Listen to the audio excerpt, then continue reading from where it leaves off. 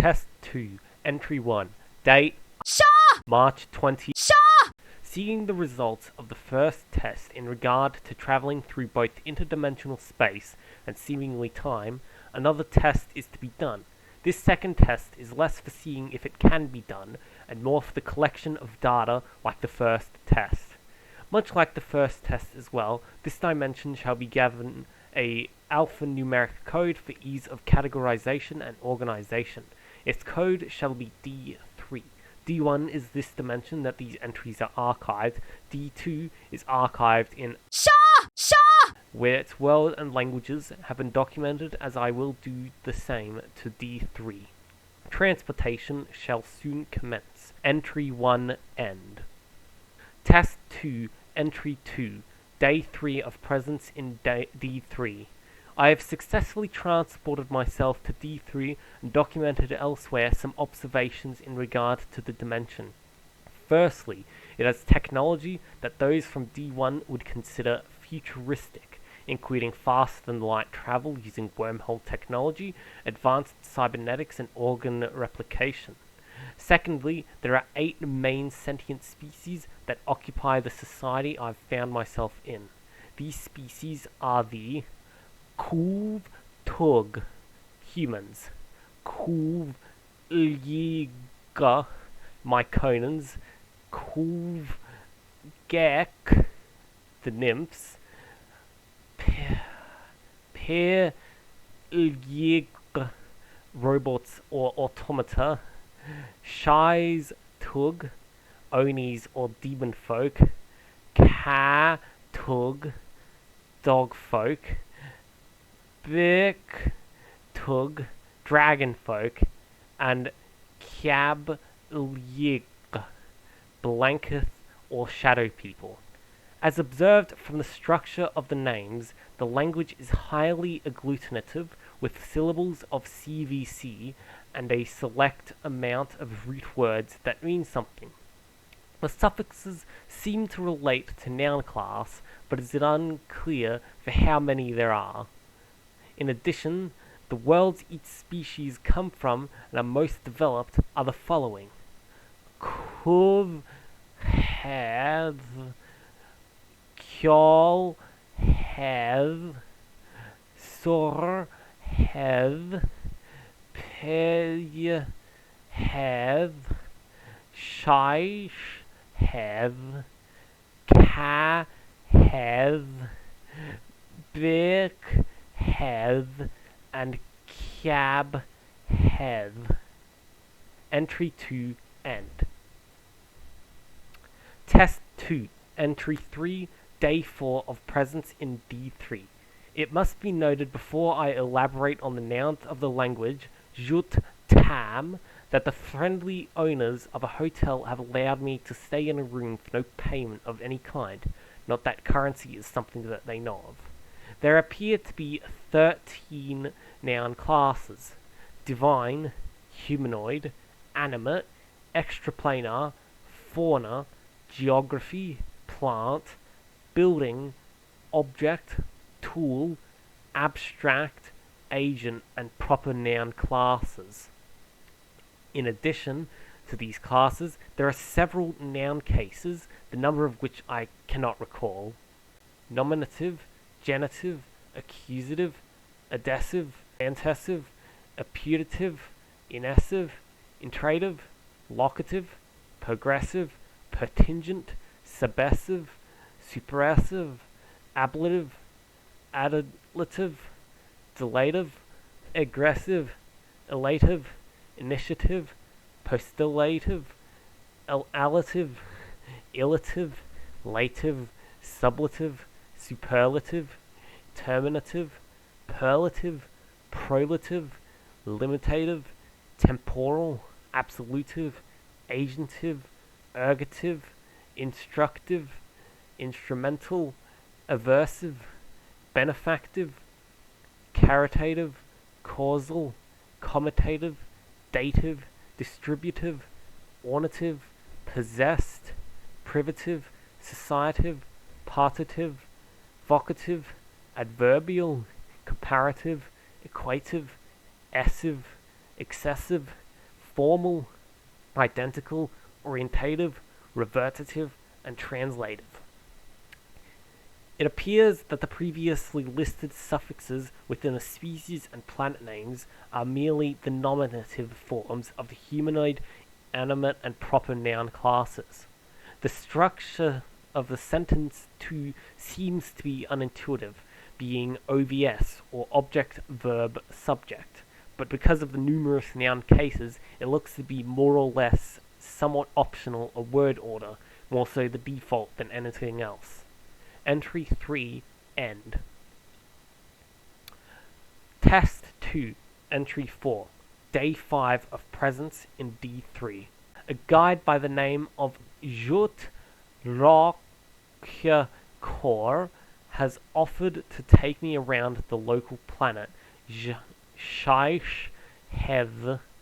to show me what is around it. Some sort of system of formality attached to their words, prefixes that seem to determine whether the speaker is above, below, or equal in position to the listener. Information about the system of government makes this feature ironic and implausible. The government is communistic, focusing on egalitarian culture and methods than what is currently used on Earth in D1. By far, this makes this location D3 the most advanced society that I have witnessed in all of my travels. Another observation is the structure of verbs. Like nouns, there are suffixes attached to the root, the same kind of root that can be attached to a noun, which consequently means that a verb can become a noun simply by changing one syllable. The tense system seems to be more complex than in English or French, having a distant past, past, near past, present, near future, future, and distant future tense. There are also in the first, second, and third person, the imperfective, perfect, progressive, habitual, and simultaneous aspect, and in the indicative, subjunctive, implicative, predicative, counterfactual, optative, imperative, jussive, potential, presumptive, hypothetical, inferential, interrogative, speculative, deductive, assumptive, permissive, obligative, commissive, ablative, volitive, known, general, and unknown, reportative, evidential, visual, audio, and non-visual evidential, negative, presupposed, purposive, resultative, causative, and reflexive moods. These tenses, aspects, and mood make the verb system of the language, what I now know has been informed as being ʒut-thæ, extremely complex. After this entry has been concluded, I will be led to their General Secretary's place of work to be informed about why the language is highly complex and more aspects of the language that I am not yet certain of. Entry 4, End. Test 2, Entry 5, Day 5 of Presence in D3. As of the creation of this entry, I sit in a waiting room while the General Secretary is unavailable due to their schedule. While waiting, I shall elaborate on another feature of ʒut-thæ, adjectives and pronouns. Adjectives are roots with specific prefixes to differentiate them from nouns and verbs. They are placed either preceding or following the noun or verb, depending on importance to the speaker. They must agree in class with the noun. If an adverb, it agrees with the subject. There are also different prefixes dependent on the usage of the adjective.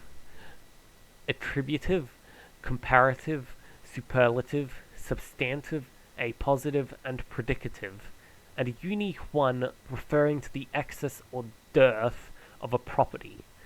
To pluralize a word, you must use an adjective to do so.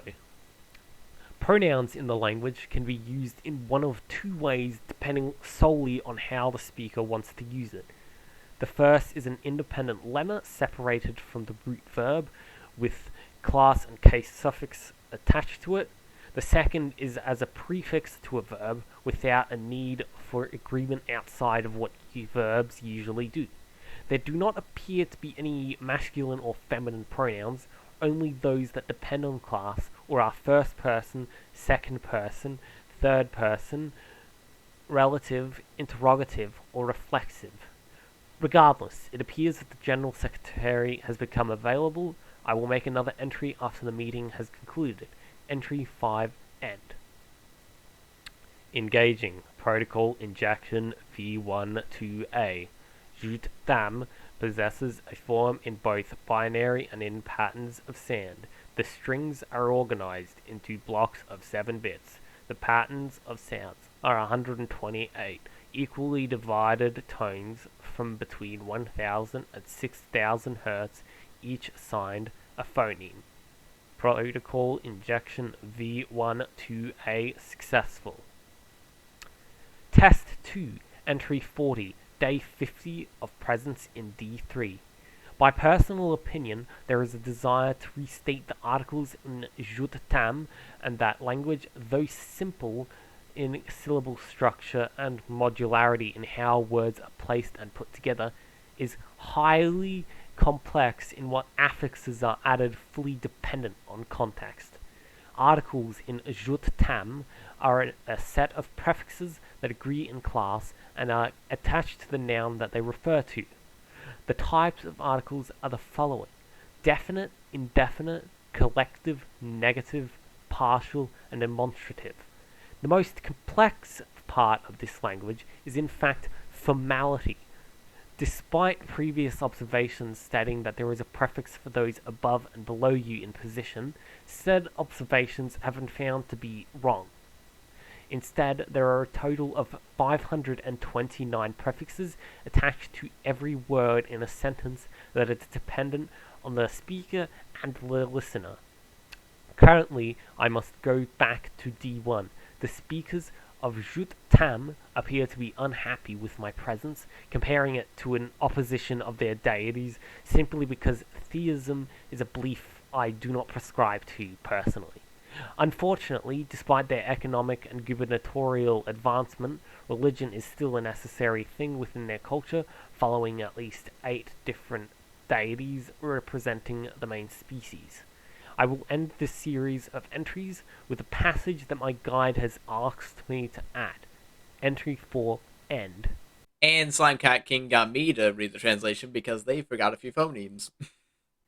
Jap, ket, raid, jap, rar, buk, vev, puch, jap, rosh, rub, jap, cheg, vush, jap, tu, cheg, gul, jap, buk, rad, gul, jap, ru, rach, dude, jap, chol, chid, chol, jap, zig, sor, chid, jap, kuv, chuz, jap, cheiv, ruk, puch, jap, toch, chid, jap, nech, chliw, jap, toch,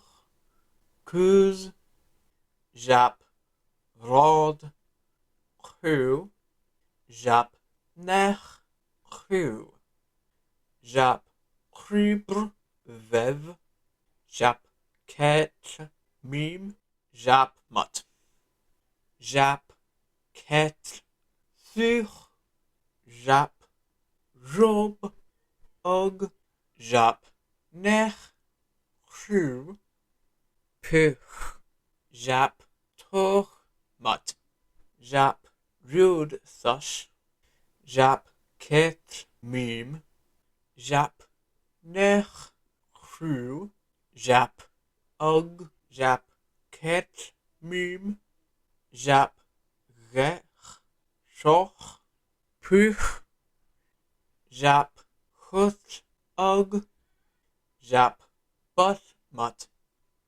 jap, nech, chu, Jap Roch Den Jap Mut. And if I got anything wrong, my fault. I cannot pronounce half these things. Sorry for choosing a phonology I myself cannot use. And that'll be all for today. Thank you for watching. I missed a few things, such as like the prefixes for verbs and nouns. There's some editing I will need to do with this.